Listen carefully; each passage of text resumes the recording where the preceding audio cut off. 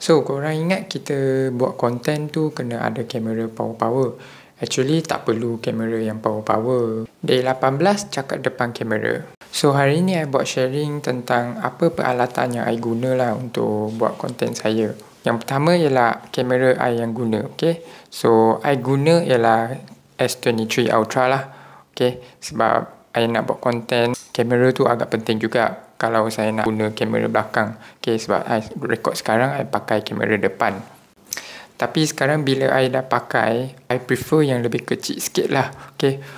Walaupun phone ni power, kalau kecil sikit korang senang pegang, okay. Sebab S23 Ultra saya ni agak berat juga, okay. So itulah untuk kamera I.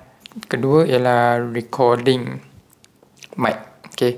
Mic I pakai yang ini, Comica Boom XD, okay. So yang ini ialah agak pricey sikit. Kalau korang tak cukup budget besar, korang boleh try guna yang lebih budget punya lah.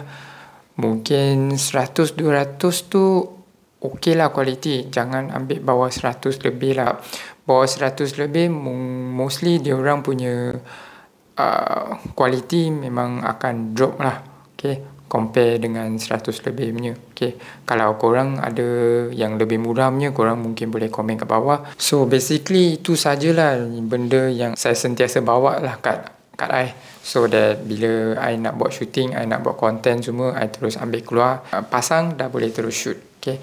Untuk tripod tu, I kat office I dengan rumah, I pakai tripod yang lebih power sikit lah, okay.